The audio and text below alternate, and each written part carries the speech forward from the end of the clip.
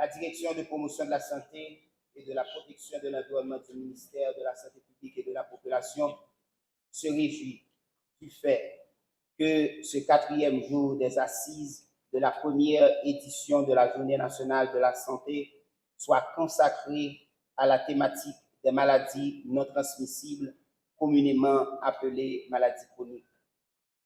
En effet, la Commission haïtienne sur les maladies non transmissibles et les traumatismes et la pauvreté, qui est un groupe de cadres et experts issus du ministère de la Santé publique, de l'organisation Zami la Santé ZL, de l'OPS-OMS et la Fondation haïtienne de diabète et de maladies cardiovasculaires FADIMAC. Cette commission, dis-je, a produit en août 2024 un rapport à la suite d'une étude dont les résultats sont sans appel. Les MNTT ont un effet dévastateur sur la population haïtienne. Ces MTT incluant les maladies cardiovasculaires, le diabète, les cancers et les maladies respiratoires chroniques représentent 49% de la charge de morbidité et de mortalité du pays. Les traumatismes, quant à eux, 12%. À titre de comparaison, les maladies infectieuses et les affections materno-néonatales pour lesquelles les indicateurs sanitaires ne sont pourtant pas bons ne représentent environ que 30% de ce fardeau. Même les jeunes sont affectés de manière disproportionnée. Compte tenu de la spécificité du contexte haïtien, le profil de la maladie nécessite une réponse unique différente de celle apportée aux pays à revenus élevés. 49% des femmes et 38% des hommes souffrent d'hypertension.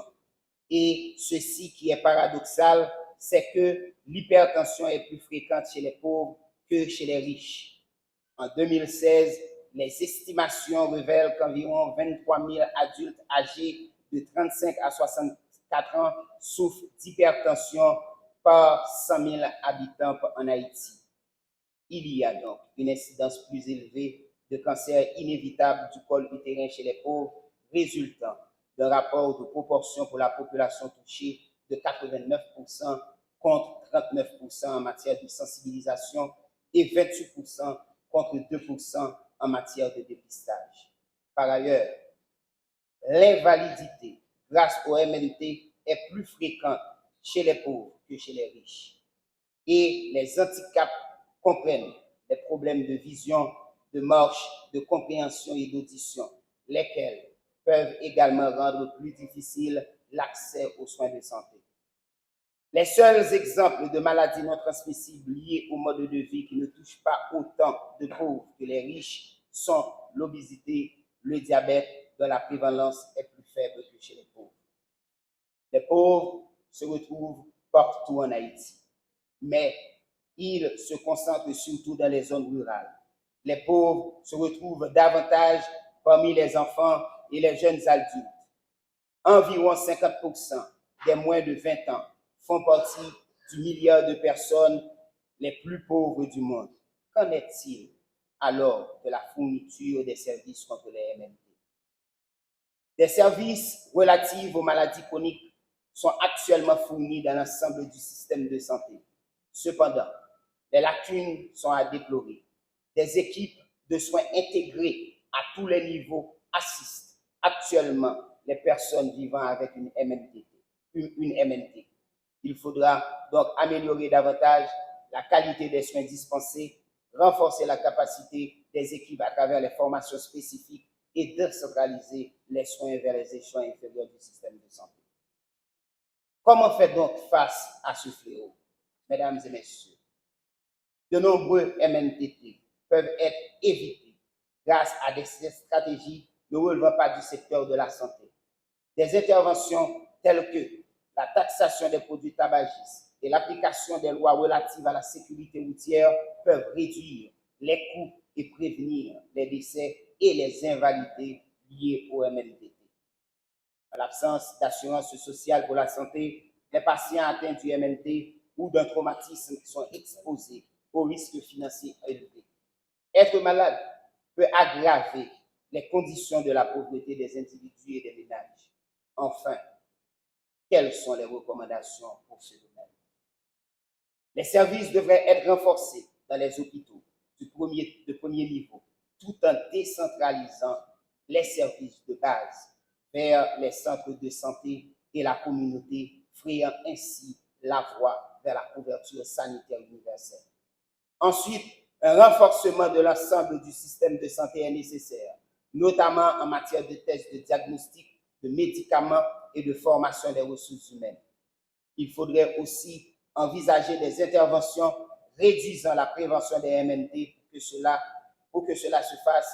Il s'agira de faire le plaidoyer auprès des autres ministères en faveur des stratégies visant à améliorer la santé par le biais d'interventions communautaires, faire aussi le plaidoyer auprès des autres ministères au sein du gouvernement en faveur de la stratégie qui améliore la santé par le biais des politiques les plus influents de comportement individuel et communautaire en améliorant la sécurité. Encourager de nouveaux cadres juridiques qui permettent de percevoir des taxes ou de prendre d'autres sanctions suite aux comportements malsains tels que la consommation de tabac et de l'alcool, tout en faisant la promotion d'une alimentation saine. Élaborer un plan stratégique et opérationnel national, quinquennal, intégré à ce qui existe et visant à lutter contre les MNT et les traumatismes. Développer des partenariats publics-privés et travailler avec des partenaires internationaux pour financer les interventions de lutte contre les MNT. Augmenter le financement des services de prise en charge des MNT et des interventions de prévention en collaborant avec des donateurs et en adoptant des approches novatrices, notamment la taxation et la collaboration en matière d'achat de médicaments. Enfin, envisager des programmes d'assurance sociale pour réduire les risques financiers. C'est à ce prix que nous pourrons renverser les tendances et gagner la bataille de la lutte contre les MNT. Les réflexions de ce 4e jour de la journée, mesdames et messieurs, de la santé vont permettre d'explorer en profondeur les grands sillons qui viennent d'être tracés par ce présent discours qui sont développés dans le rapport de la Commission nationale, de la Commission haïtienne sur les maladies non transmissibles, les traumatismes et la pauvreté.